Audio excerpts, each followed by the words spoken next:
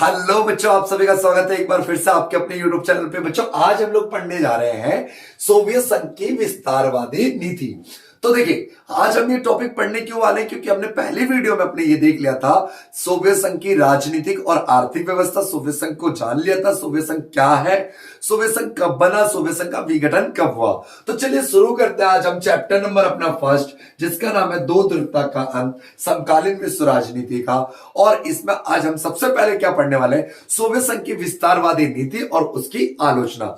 Soviet संघ ने मध्य Asia पे अपना पूरा कब्जा कर लिया था, पूर्वी यूरोप के देशों पे इसका दबदबा था, वर्चस्व था।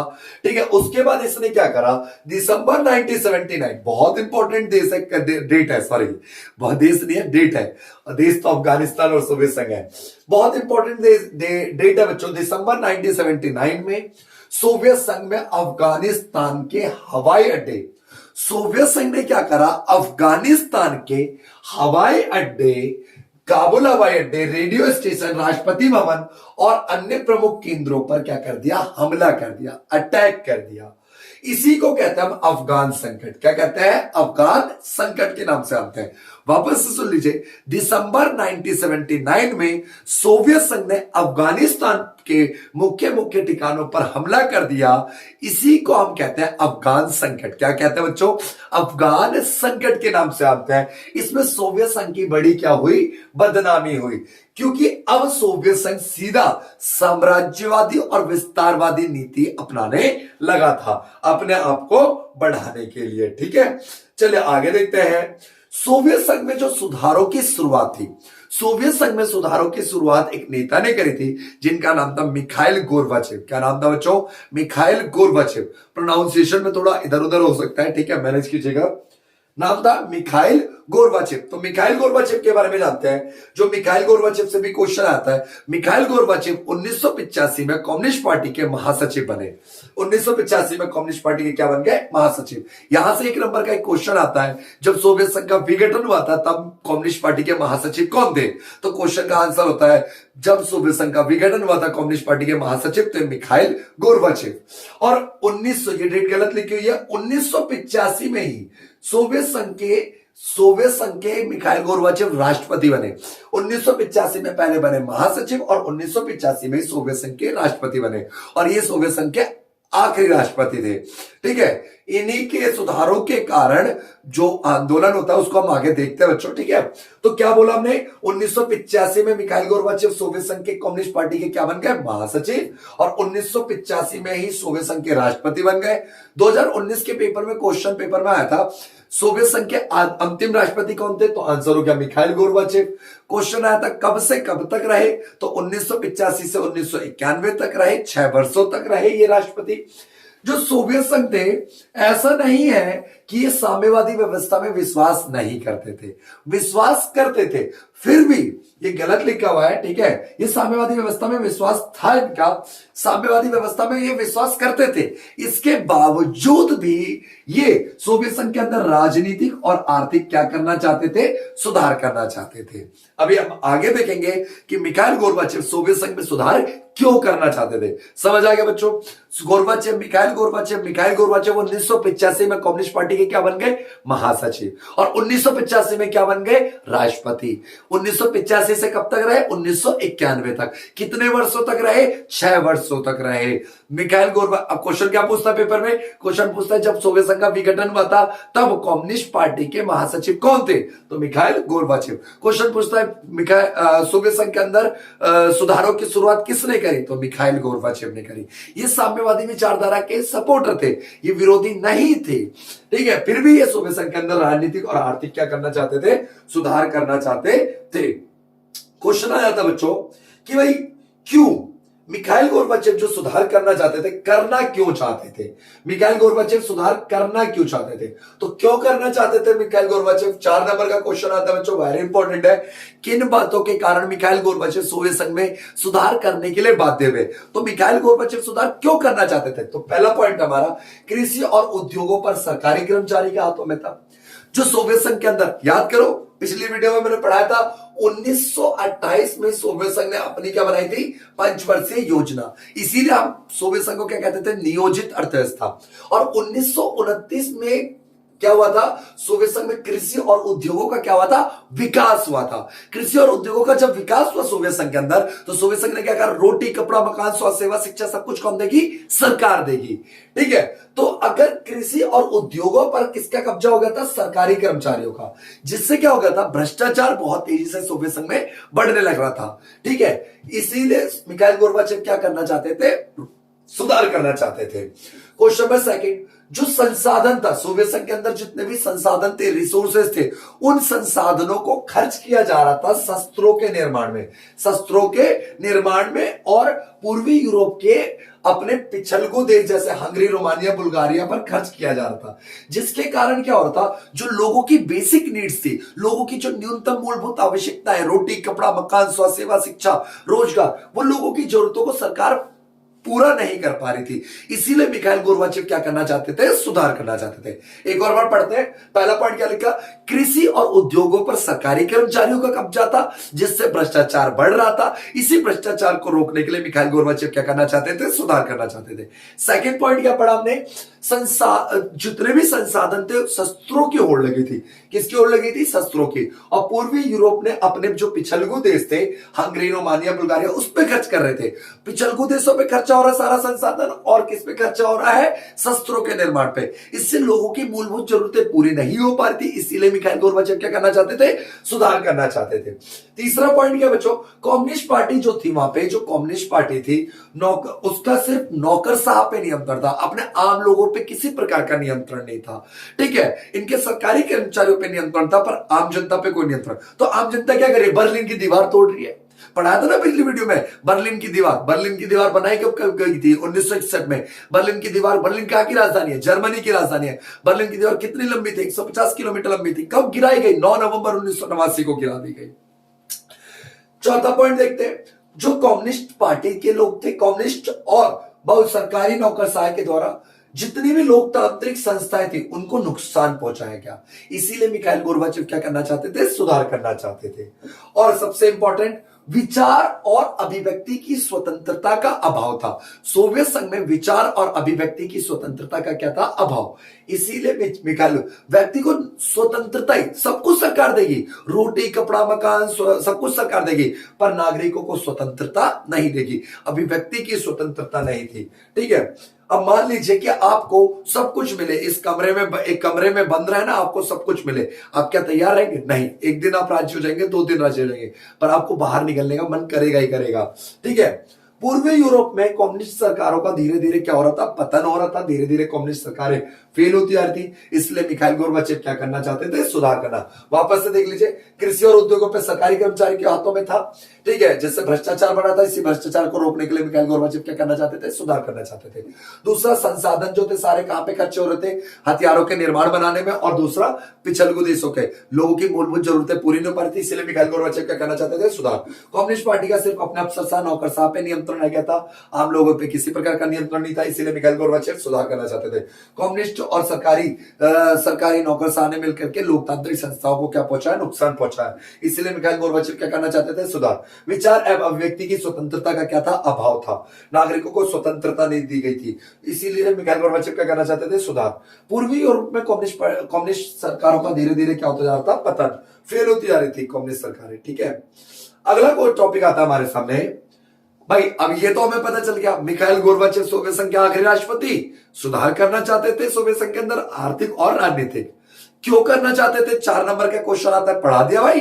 अब आता है मिखाइल गोर्बाचेव सुधार कौन सा करना चाहते थे, किस तरह के सुधार करना चाहते थे? तो 2 है भाई, ग्लासनोस्ट और पेरेस्ट्रोइका। ग्लासनोस्ट और पेरेस्ट्रोइका। मिखाइल गोर्बाचेव कौन कौन से सुधार करना चाहते थे? ग्लासनोस्ट और पेरेस्ट्रोइका। ग्लासनोस्ट का मतलब क्या होता है? जो खुलापन। क्या होता भाई? खुलापन।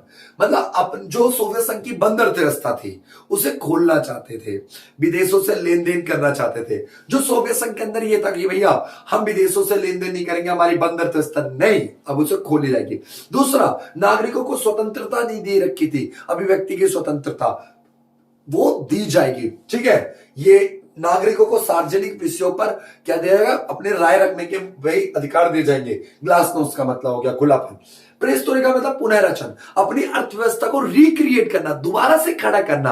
अर्थव्यवस्था जो समाजवादी नियोजित अर्थव्यवस्था थी उसको भाई चेंज करना, बदलाव करना, आर्थिक राजनीतिक सुधार करने, राजनीतिक और आर्थिक सुधार करना, प्रशासनिक सुधार करना पर अधिक बल देना, और अर्थव्यवस्था का निजीकरण करना। अर्थव्यवस्था का क्या करना, निजीकरण। सरकारी तंत्र फेल हो रहा है और निजीकरण करना। अब देखिए इस चैप्टर का बच्चों बहुत इंपॉर्टेंट टॉपिक है, बहुत इसको आराम से समझिए।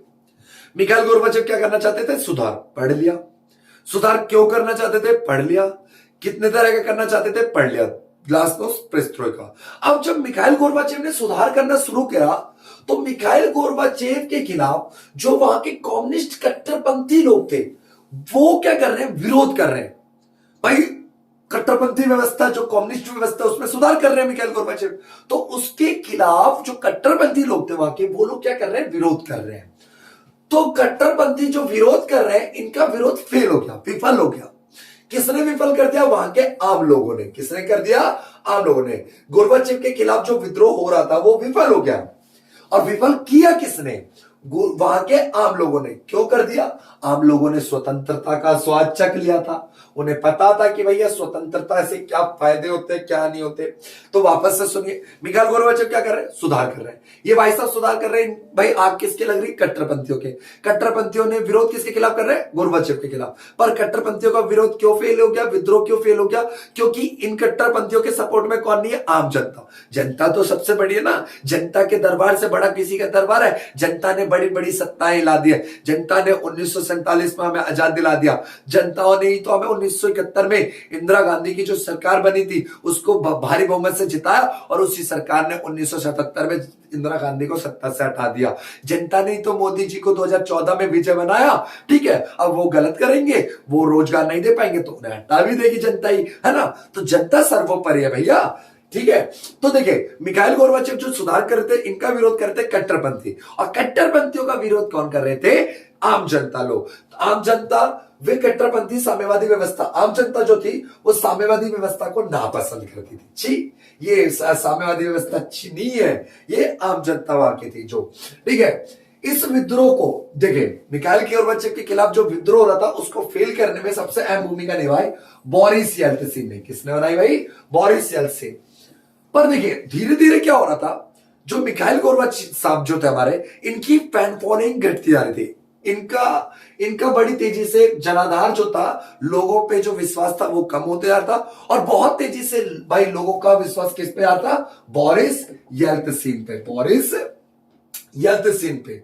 ठीक है, इसी बीच क्या हो गए, सोवियत संघ के अंदर कई देश, एस्टोनिया, लुथानिया, लताविया, सोवियत संघ से अलग हो जाना चाहते थे, और कई गणराज्य जैसे जॉर्जिया, आर्मेनिया, मोल्डोवा में दंगे वंगे छिड़ने लगे। तो गोर्बाचेव की स्थिति धीरे धीरे क्या होती जा रही थी, कमजोर होती जा रही थी। येल्त्सिन का प्रभाव बढ़ता जा रहा था जनता में। इसी मौके को देखते हुए क्या हुआ, हमारे जो गोर्बाचेव साहब थे उन्होंने इस्तीफा दे दिया, और सत्ता का टेक ओवर किसने कर लिया, बोरिस येल्त्सिन। बोरिस येल्त्सिन अब नए राष्ट्रपति बन गए। ठीक है, अच्छा एक नंबर का क्वेश्चन आता है। देखिए आपको ये तो मैंने बताया कि 1917 में सोवियत संघ बना था, यूएसएसआर। रूसी क्रांति के बाद 15 गणराज्यों को मिलकर सोवियत संघ बना था। तो सोवियत संघ के अंदर मेन देश कौन से थे, एक बड़ा सा देश रूस, यहां पे पूर्वी यूरोप के देश, और इधर नीचे मध्य एशिया के देश। कौन से देश बच्चों, मध्य एशिया के देश। मध्य एशिया के देश सोवियत संघ के साथ रहना चाहते थे। क्वेश्चन आता है 2 नंबर का या 1 नंबर का, कौन से देश सोवियत संघ के साथ रहना चाहते थे, तो मध्य एशिया के देश सोवियत संघ के साथ रहना चाहते थे। ठीक है बच्चों, कोई दिक्कत तो नहीं, आगे देखते हैं। और देखिए हेडिंग हमारा सोवियत संघ का विघटन। सोवियत संघ का विघटन कब हुआ था, सोवियत संघ का विघटन 25 दिसंबर 1991 को हुआ था। इसी दिन 25 दिसंबर 1991 को सोवियत संघ के आखिरी राष्ट्रपति मिखाइल गोर्बाचेव ने अपना क्या दे दिया था, इस्तीफा दे दिया था।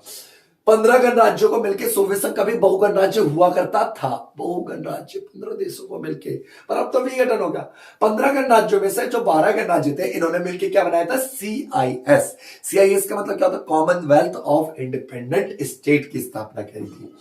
पर इस देखिए सोवियत संघ 15 गणराज्यों को मिलकर बहुराष्ट्र हुआ करता था ना, 15 में से 12 अलग होकर के इन्होंने अपना एक ग्रुप बना लिया CIS। सीआईएस में 3 देश शामिल नहीं हुए 15 में से। 3 देश कौन से थे? 3 बाल्टिक देश थे, लताविया, एस्टोनिया, लुथानिया। लताविया, एस्टोनिया और लुथानिया। ठीक है, सीआईएस का फुल फॉर्म पूछ लेता है। CIS Commonwealth of independent state, स्वतंत्र राज्यों का राष्ट्रकुल या राष्ट्रमंडल बोल लीजिए। ठीक है, ये कुछ इंपॉर्टेंट पॉइंट्स लिखे हुए, आप इसको पढ़ सकते हैं। 25 दिसंबर 1991 को सोवियत संघ के जो आखिरी राष्ट्रपति थे मिखाइल गोर्बाचेव, उन्होंने इस्तीफा दे दिया। 31 दिसंबर 1991 रूस के पहले राष्ट्रपति बन गए थे बोरिस येल्त्सिन। बोरिस येल्त्सिन ने इस्तीफा दिया, अगले राष्ट्रपति व्लादिमीर पुतिन बन गए।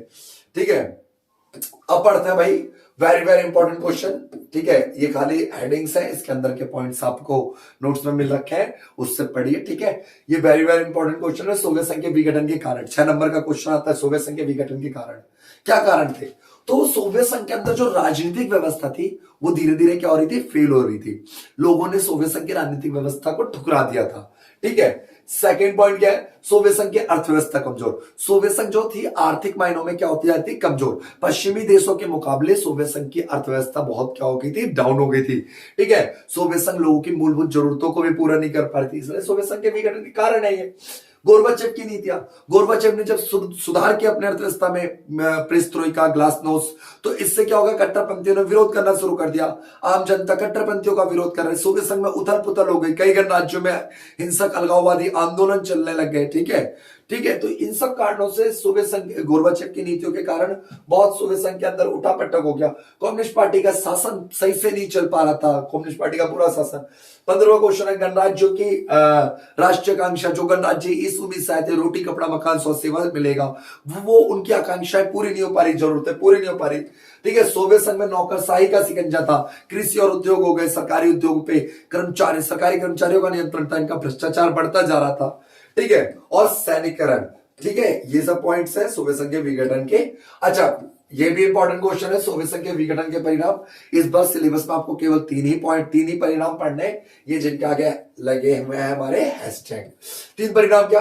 सोवियत संघ के विघटन के परिणाम क्या हुए? सोवियत संघ खत्म हो गया तो जाहिर सी बात है इससे शीत युद्ध क्या हो जाएगा? खत्म। शीत युद्ध किस किस के बीच चल रहा था? अमेरिका और सोवियत संघ के बीच चल रहा था। अमेरिका और सोवियत संघ, और सोवियत संघ ही खत्म हो जाएगा तो शीत युद्ध तो अपने आप ही ऑब्वियसली खत्म हो जाएगा।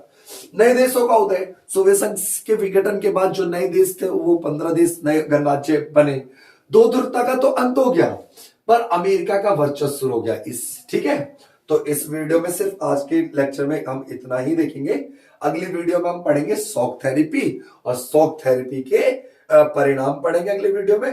ठीक है, तो यहाँ पे हम ये हमारी सेकंड वीडियो हो गई। अगली वीडियो में शॉक थेरेपी और इसके कुछ छोटे छोटे क्वेश्चंस को पढ़ेंगे, और उसके अगली वीडियो में हम फिर अपने अमेरिका वर्चस्व के 4 ऑपरेशंस को पढ़ेंगे। ठीक है, और ये वीडियो कैसी लगी कमेंट करके जरूर बताएं। Thank you so much watching our video.